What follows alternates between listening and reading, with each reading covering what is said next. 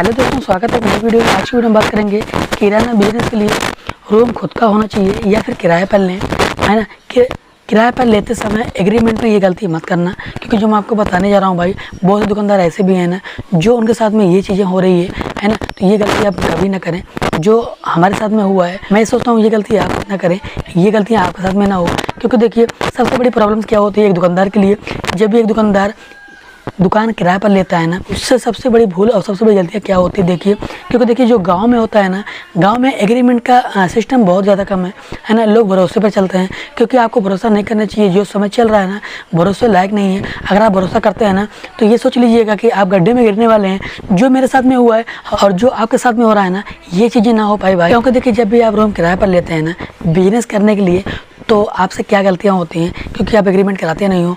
और जब एग्रीमेंट कराते नहीं हो, आपके साथ में क्या बड़ी गलतियां होती हैं, आप किन किन डिप्रेशन में जाते हैं। देखिए, जब आप एग्रीमेंट नहीं कराते हैं ना, तो सबसे बड़ी गलतियां आप यहाँ पे करते हैं। क्योंकि आप अगर एग्रीमेंट कराए होते हैं ना, तो जो आपके साथ में ये हो रहा है ना, जो रूम मालिक होता है ना, जब आपकी दुकान चल जाती है और आपकी दुकान जब जम जाती है ना, लोगों को रूम का भाड़ा रूम मालिक जब बढ़ाता है ना, तो इस चीज़ से आप सेफ होते हैं कि आप एग्रीमेंट जब करा के बैठते हैं ना, चाहे 5 साल का हो या 7 साल का हो, जितने की आप एग्रीमेंट कराते हैं ना, तो आपका ये सेफ होता है। और आप ये गलती ना करें। आप जब भी करना बिजनेस करें या फिर अदरवाइज कोई भी बिजनेस करें ना, तो आप एग्रीमेंट जरूर करवाएं। देखिए, अगर आप एग्रीमेंट करवाए रहेंगे ना, तो जो ये सिस्टम होता है, ये जो प्रॉब्लम्स आती है ना आपके साथ में, जब रूम मालिक होता है ना, आप क्या कि ये चीज़ें रखता है भाई, रूम का जो भाड़ा है ना हमें इतना चाहिए। और दुकानदार बेचारा ना, जब उसको दुकान चल जाती है, कस्टमर बन जाते हैं ना, तो उसको मजबूरी में देना पड़ता है।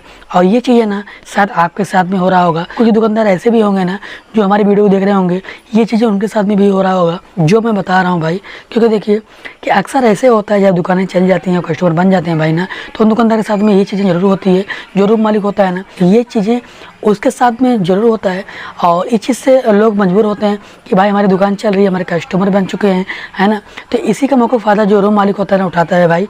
तो मैं तो आप लोग से यही रिक्वेस्ट करूँगा कि आप जब भी किराए का दुकान करें ना, किराए पर करें ना, तो आप एग्रीमेंट जरूर करवाएं। एग्रीमेंट 5 साल का 7 साल का जिस हिसाब से आपको रहना हो उस हिसाब करवाइएगा। अगर आपको ज़्यादा लंबे समय तक रहना है ना, तो आप 10 साल का करवा लीजिएगा, 7 साल का करवा लीजिएगा। ये आपके ऊपर डिपेंड करता है कि आपको कितना रहना है। अगर आपका बजट सही है और अगर आप ये चाहते हैं कि भाई अभी इस टाइम पर हमारा खुद का शॉप नहीं है, हमारा खुद का रूम नहीं है, तो हमको किराए पर रहना होगा। क्योंकि देखिए, 100% में लोग 90% ऐसे हैं ना कि अभी किराए पर अपना बिजनेस कर रहे हैं।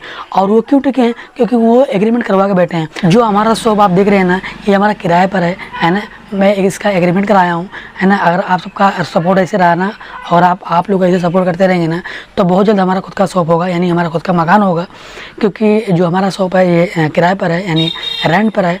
एग्रीमेंट में कराया हूँ ताकि हमें दिक्कतें ना हो सके, है ना। और आप लोग ऐसे सपोर्ट बनाए रखिएगा। तो दोस्तों, आप एग्रीमेंट जरूर करवाइएगा। क्योंकि देखिए, इसके में क्या होता है ना कि अगर आप एग्रीमेंट नहीं करवाते हैं ना, कि जब आपकी दुकान जब चल जाती है ना, कस्टमर बन जाते हैं ना, रूम मालिक जब भाड़ा बढ़ाता है ना, तो वहाँ पर आपको दिक्कतें क्या होती है पता है? जो आपका पूंजी होता है ना, क्योंकि देखिए बिजनेस में 3 पूंजी होता है, और 3 पूंजी में एक पूंजी ऐसी होती है ना जो हम दुकानदार उधारी में दे देते हैं। तो अगर आप ये सोचो ना कि हमारा जो बिजनेस है, हमारा जो दुकान है किराए पर है ना, तो कल का मैं चला जाऊँ तो हमारा ये पैसा मिल पाएगा या नहीं मिल पाएगा। तो भाई आप ना उम्मीद रखिएगा। क्योंकि देखिए, अगर आपका बिजनेस किराए पर है ना, तो आपका जो उधारी का पैसा होता है ना, बहुत कम चांस होता है मिलने का। सबसे बड़ा नुकसान आपका ये होता है ना। और आपके कस्टमर भी ख़राब होते हैं। आप जहाँ पर जाते हैं, या आपका खुद का मकान होता है, या आप अपने खुद के मकान में जाते हैं ना, तो आपको शुरू से फिर से गिनना होता है। जो आपका एक पूंजी होता है उधारी का ना, आपका पैसा वो डूबता है।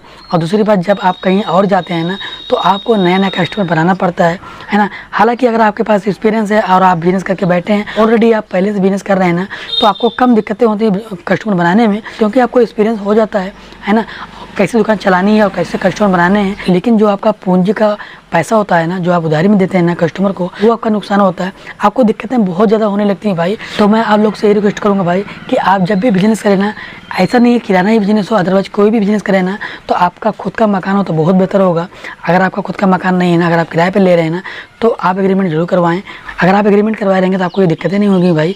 तो मैं तो ये रिक्वेस्ट करूँगा भाई आप लोगों से, अगर आप कोई भी बिजनेस कर रहे हैं ना, तो आप खुद के मकान में कीजिएगा। खुद के मकान में क्या होता है कि आप कितना भी बिजनेस बढ़ाओ, कस्टमर बनाओ, है ना, कुछ भी आप करते हो ना, अपना खुद का होता है, चाहे आपकी सेल कम हो या फिर ज़्यादा हो, ये फ़र्क नहीं पड़ता है, अपना अपना ही होता है।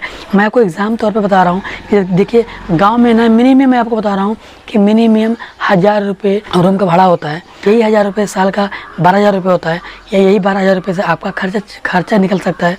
यानी आपका खर्चा 12,000 रुपये से चल सकता है भाई। अगर आपका खुद का मकान होगा तो आप छोटा बिजनेस करें या बड़ा करें, आप खुद के मकान में करेंगे ना तो आपके लिए बहुत बेहतर होगा। आप अपने बिजनेस में जल्दी ग्रो करेंगे, आप अपने बिजनेस को जल्दी बड़ा कर सकेंगे। आशा करते हैं छोटी सी इन्फॉर्मेशन आपको कैसी लगी, और ऐसी वीडियो देखने के लिए वीडियो को लाइक करके चैनल सब्सक्राइब कर लीजिएगा, क्योंकि मैं आप सबके लिए ऐसे ही वीडियो बनाते रहता हूँ। आज की वीडियो तक फिर मिलेंगे एक नई वीडियो के साथ।